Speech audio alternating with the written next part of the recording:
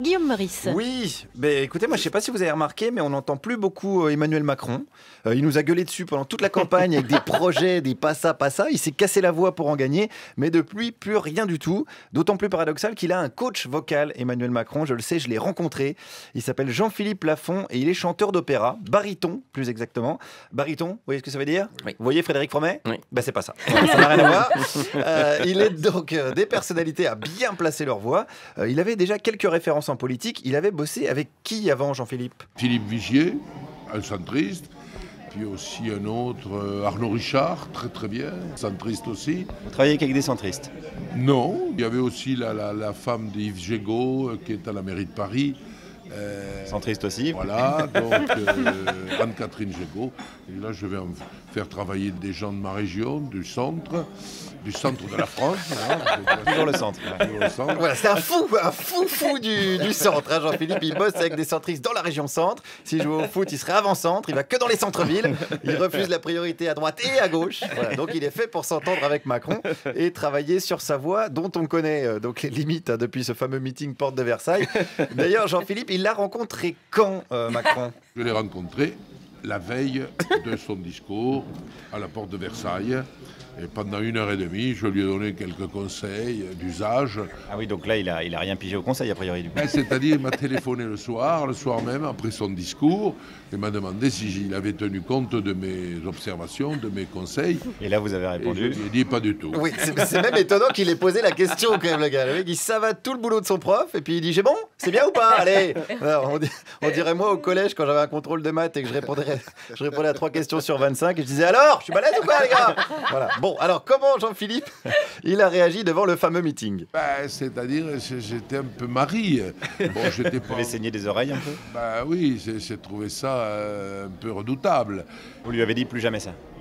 Ah non, il lui dit, écoutez, si vous continuez dans ce sens, c'est très simple.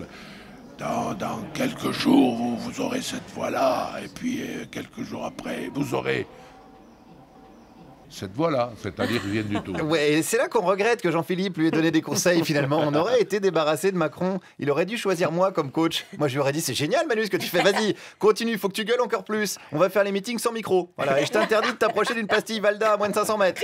C'est dommage. Bon, alors ça s'est pas passé comme ça, il a gagné. Et comment était son discours de victoire au niveau de la voix? Extraordinaire, là. Ah, vous trouvez? Ah oui, et je lui ai dit d'ailleurs, bon, après vous avoir entendu au quartier général, là, je peux mourir, c'est bon. Non, Jean-Philippe, on va pas exagérer quand même. Il y a plein de moments pour mourir, mais pas celui-là. C'est vrai que j'entendais tout à l'heure Alex qui disait dis donc, ce Jean-Marc Mormec, c'est quand même pas une grosse baltringue. Voilà, ça c'est un bon moment, par exemple, pour mourir, mais pas après un discours de Macron. Alors après, c'est vrai qu'il en fait des caisses, Jean-Philippe. C'est un chanteur lyrique. Hein. En parlant de ça, quel personnage d'opéra il serait, Macron? Je le verrais bien Lohengrin, l'homme qui vient d'on ne sait pas où. Parce que Lohengrin, on ne sait pas d'où il vient, il arrive sur un signe, donc il vient, c'est quelqu'un d'illuminé, et il vient pour sauver l'honneur d'une femme qui est accusée à tort du meurtre de son frère. Ça c'est Brigitte alors?